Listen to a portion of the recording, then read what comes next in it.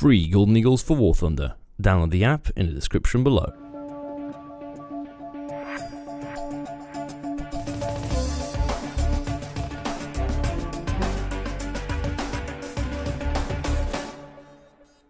Hey guys, welcome back to War Thunder, welcome to Advance of the Rhine, and another video on German 7.0 ground forces. Today is going to be all about why you need to spawn SPAA, and you'll see very shortly why it's so important. To start things off, we're going to take the Panther 2, and we're going to spawn on the western spawn point going for the capture point of A. I'm squadded up today with my Ghost Boom, and he will be playing the RU-251. Now, the tactic that we're using is pretty standard. We're rushing the capture point. We're trying to get the most difficult of the capture points. If you look at the way the map is structured, this is called a triangular capture point design. The way it works is that Alpha is equally distant between both spawn points. Meanwhile, Bravo is benefited for the enemy, and Charlie is benefited for us. In other words, both teams get one free capture point, which they can distribute to some of their weakest members to get a bunch of spawn points, free experience, and so on. For the experienced players, like myself, if I'm in a spaded tank, I don't want spawn points, I'm here to win the match, I'm here to do damage, I'm going to be pushing A. And immediately make a massive mistake and get killed by an Object 906, who did the exact same thing that we were doing, just a little bit better. And to make matters worse, I wasn't the only person to die, Mike followed shortly after, and this resulted in me having to do a bit of an alternate tactic here. I'm going to spawn the Kugel Blitz, which is more of a tank destroyer than the Kuelian is, that's why I chose it over the Kuelian, and I'm going to spawn the eastern spawn point. Now, the reason I did this is because I want to buy myself a little bit of time, and I don't want to approach the object from the exact same direction I just did. I do not want to be predictable. If I'm playing the object, if I'm in that player's position, I would expect that any kind of respawning is going to go directly from the same spawn point. I don't want to be predictable, and I also want to do a little bit of scouting, because if you look at the map, my team is not in the middle. They're all on the west or all on the east side, so if the enemy just drives down the middle of the map, this would be the perfect way to counter us, and we could essentially lose the game. Now, I'm paying attention to what's happening to my squad mates, and immediately Mike's been taken out by the same object. The object did indeed push straight forward towards our spawn point, a very similar tactic to what I would do. And so my mission now has become just eradicate them, because it's an Object 906, I've got HVAP loaded up, it's a very simple target, and indeed I spot him in a second coming right for me. No waiting time, just immediately fire into the cannon breach, destroy the gunner, commander, whatnot, and then get set on fire by an IS-2 on the side. Now, the IS-2 is a dangerous target, but what's lucky about this position is that we've been set on fire. When you're set on fire, you're actually obtaining a bunch of points, and I focus my aim directly for the turret ring, because you can actually penetrate the turret ring of the IS-2. So I disable the horizontal turret drive. I'm not actually able to kill any of the crew members, per se, but that was long enough to get me set on fire another time, get an assist, and then get taken out. All of the work we just did, essentially very little of it, was enough for me to now spawn another medium tank. And I've chosen to go for the RU-251, and I'm going to go for the west spawn again. This time, I'm going to be flanking into the enemy's spawn. Now, to explain why I'm doing this, is because I want to get around behind the enemy, which is now going to be somewhere down between the two spawn points that they've got. Now, this is not to go for spawn camp, this is to go for a spawn push. We have the advantage of the map, we have 2 out of 3 capture points, the ticket bleed is in our advantage, and I think that at this point a spawn push is a very valid tactic to do a little bit of damage for the enemy team. Now, the RU-251 is something I haven't actually talked about in, well, actually I've done a video on it, and I've explained that it's a target or a tank that I'd rather use in top tier, because in top tier matchmaker, the RU-251 is perfect for the first spawn. It can rush in, it has a small spawn cost, and it means that you can immediately spawn a CL-13 upon doing a capture point. So it's very nice for that kind of initial, spawn rush, or many people have been doing as SPAA, rushing the capture point. In this smaller matchmaker, in the 6.7, 7.0, maybe 7.3 range, I like to use it more of a light tank, and I do actually, in fact, supply the flanks for this. I find myself another IS-2. A bit of a poor shot there for the front for the driver, but again, the second shot's going to go straight through the turret and destroy the commander and the gunner. Now, what we're doing here is, again, we're not spawn camping, we're spawn pushing. If you look at the way we've positioned ourselves on the map, is we've decided to engage one of the enemy spawns, and it's down to the enemy to protect that spawn. Because if we can hold down one of the spawns, or at least overrun it, it's a massive advantage, because we can then start pushing somewhere else. If you look at what the enemy's done now, is they've reversed the capture points. They went for Charlie, which means that we're now at a disadvantage again, which means we're going to stop our spawn push adventure, and we're going to start laying siege back upon that middle part of the map. But before I do that, I want to make a quick check through just in front of the enemy spawn to see if there's anybody else that's just spawned in. And indeed, I spot a T-44 and then another T-44-100. And this is where I make a decision to go for the second one before the first one turns the turret around. But because of the lightning reflexes on the T-44 spot, and because my crew is not aced, meaning there's a bit of a split-second delay there, I was not able to kill him, trade him, or do any damage whatsoever.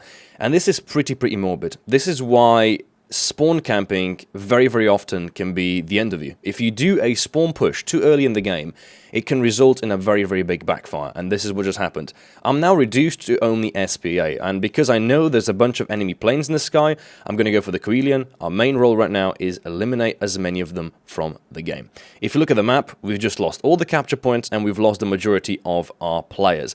How do we come back from this? The way we come back from this is by making sure the enemy close air support does not get any kills, and they get taken out. For every plane that I take out without subsequently taking any damage, that player is potentially eliminated from the match or forced into playing SPA. That depends on how well they were able to sustain their spawn points in the early game. To explain this as easily and as short as possible, if an enemy player decided to spawn an M18, rush the closest capture point, get killed or bail out, respawn close air support, and that close air support costed him every single spawn point he had, if he proceeds to die in that aircraft without doing any damage whatsoever to my team, he's going to have nothing to respawn. Essentially, that player is automatically eliminated from the match. And for every single player that I can eliminate right now, that leads to one less player that's going to be able to do any damage, because they simply can't respawn. And even if they do a little bit of damage, if the damage is not substantial enough because of the spawn cost of the aircraft itself, the only vehicles they can spawn in are SPA. And what we can counter SPA with is tanks, and our team has plenty of those in the battlefield. War Thunder's ground forces, for me, again, is the rock, paper, scissors of rock, paper, scissors. And what's essentially happening is that you can win with only two factions. For us right now, this match is going to be primarily carried by tanks and SPA. We have little to no planes in the sky at the moment, and even towards late game, when I do in fact get enough spawn points myself after using the SPA effectively, it's not going to be too much of a decisive carry. It will come down to control of capture points and very, very good positioning on the team, and overall players continuing to respawn. If you look at the way the statistics work, most of the players that tend to spawn close to support doing little damage get eliminated. They lose the match because they simply can't respawn. Now, there's a few very nasty opponents up in the sky right now, a few MiG-9s, and there's a good reason why I'm focusing these MiG-9s, because they're a challenge to shoot down, really. The Coelian is an extremely powerful SPA. The problem is there's a bunch of other planes in the sky as well, and they're mostly fighters. Now, funny as this will sound, there's very little need to actually shoot down fighters, because a fighter in the sky is a leverage that does nothing. If our team doesn't play any bombers, then we don't need to protect them from the fighters.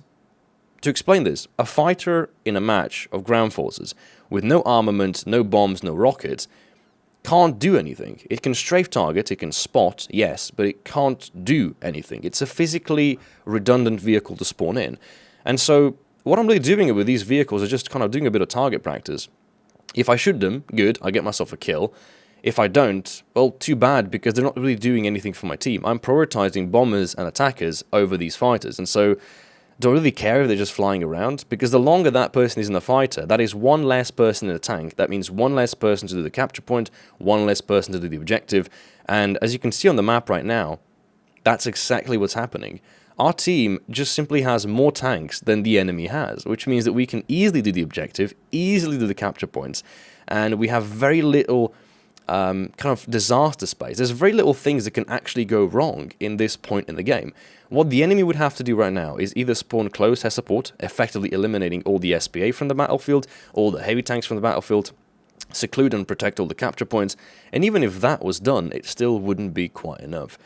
Then I switch my target over to the attacker that I spawn, because obviously when you spawn an SPA, you want to focus on these big heavy bombers. I think it's a B-25. I put a few shots into him, get a crit. I can forget about him. When you get a crit in an SPA, often enough, you don't have to seclude the kill. You just have to ignore it, because that person is going to probably slowly fly back to base, and if nothing else, you get a kill a few minutes later. It doesn't really matter. flying with a critted plane after getting hit in these ground forces because of the way the damage models work is just redundant. Leave it, go and focus on another plane. Now, something I get asked a lot is how do you spot planes and how do you effectively lead the guns? Now, for leading the guns, I like to also move my tank as I also move the turret, and I'm waiting for the enemy to go into a turn when they're flat, their surface is large, and their speed is minimum, which means that I have a very easy job firing, because you're just effectively leading a tray of bullets, and if he flies through them, he's going to get eliminated. When it comes to actually spotting targets, there's an easier way to do it. You don't have to spot them, they'll come to you. How? Well, one of the ways that people play SPA is they sit in their own spawn. This is a very, very effective thing if the rest of your team is in your spawn. But primarily, you want to go and be with your team. You want to be just behind them, you want to push with them. If you see a tank, shoot at it. You're going to spot him, you're going to get some hits. If the teammates of yours finish him off, you even get an assist. It's a very, very simple way to get a bunch of spawn points. But when it comes to stuff like spotting, essentially actually spotting players that are engaging your ground forces, the fastest way to do it is to just be close to your teammates, because that's what the enemy is going to be engaging. And so you're effectively watching for your teammates as well. Now, here I got engaged by T-44. First things I do, I spot him on the map, I drop artillery, and I start shooting at him. It doesn't matter what shells I'm using, as long as I'm getting some hits on him, as long as I'm detracking him, that's all that I have to do. And for that detracking, I'm going to get an assist later in the game, because effectively what I've just done is I've also stopped him in his tracks. I spot a P-8, the P-8 is going for a dive, his bombs are all over the place. This is not an optimal thing to take into ground forces. He does in fact take one of my teammates out, but a trade-off of one bomber for one medium tank and one plane kill in a Karelian, that's a well traded off thing, and I'm already on, I'm probably like 6 kills at this point, and we have all the capture points, we have more tanks than the enemy does, we've already pushed into both of their spawns. This match is essentially over. This is the point where I probably should go in chat and type in GG, because there's nothing the enemy can do to essentially bring the match back. And this is what I want to analyze. What led to this match going from essentially a complete failure on our team's end to a complete victory? The answer is close air support spam at the wrong moment with the wrong players. Everything in this game is a leverage. For German teams, the biggest disadvantage is heavy tanks. Everybody spawns a heavy tank. It means it's very expensive to spawn in, and once they get taken out, if they didn't do enough damage, effectively what's happening is they're wasting their spawn points, because there's nothing else they can spawn back in. The different type of case, which happens with American players, is that they will spawn in close air support. And close air support, whilst maybe more effective than a heavy tank, is also more expensive. For every plane you spawn in, for every rocket you fire, for every bomb you drop, and you don't do damage, you're wasting valuable time. Because when you're in a plane, it's a ticking clock. You want to go into a plane, do as much damage as possible, do as much spotting as possible, and then go back into a tank, because tanks are what wins the game, because tanks are what does the objective. What planes do, planes just help the objective to get completed easier, faster, and more efficient. Now, all that said, there is a trick to close air support, and we've talked about it before. It's called air-to-air engagement. I show you the Focke-Wulf 98.5, for example. Right now, we just killed an LA-7B. A stalled out LA-7B. This was the easiest kill of the entire match, and yet it was the most beneficial kill when it comes to obtaining spawn points. A plane killing a plane ranks very, very high in the kind of hierarchy of kills that you obtain. A difference would be bombing a tank. Bombing a tank gives you spawn points, but not nearly as much as shooting down a plane. And I'm about to learn that the hard way in reverse, because I'm being engaged by a Yak-15. And even though I think in a 1v1, you know, if you compare all the stats, especially in ground forces, I'd say the 262A2A is, you know, so much better. It has better guns, it's got a better bomb loadout, it's got better shells, it's got better top speed. But in a close quarter engagement where a lot of turning takes place, that Yak-15 is pretty dangerous to go against. And essentially, that Yak-15 is a single player that can kill every single plane that comes in the area. Maybe it's not the most effective at it, but in a 1v1 duel, and essentially what happens in ground forces a lot are these kind of little 1v1 duels, damn, it's a very destructive target to engage. Now, to counter this, I decided to spawn in the Horton, but at this point, I can give you a bit of a spoiler. This match is over. I'm not going to find the Yak-15. I'm not going to engage him. The ticket lead has engaged. This match is tutto completo and finito. Now, before I end the video, I would like to do a bit of a micro shout-out, a bit of a thank you note to a member of the community, and surprisingly enough, it is indeed the person who was present in chat during the last video. I do hope that nobody from my community proceeded to witch hunt him, because he proceeded to apologize. It was during this match. There we can see him on top of the screen for a split second. He PM'd me, he apologized, and we're all good. Like I said many times before, I like a bit of friendly banter, I like a bit of a bit of a meme thrown around here and there. If I roast somebody, whether it's during a stream or during a YouTube video, I don't genuinely mean it. It's all in a bit of a good faith mood. It's all for a bit of fun, and I do hope that, again, nobody went after witch hunting. But a huge shout out to him for actually reaching out to me, apologizing, and we're 100% good. No worries, mate. All in good faith, all a bit of good banter. Hope you enjoyed the video, and I'll catch you in the next one. Patch 1.71, it's live.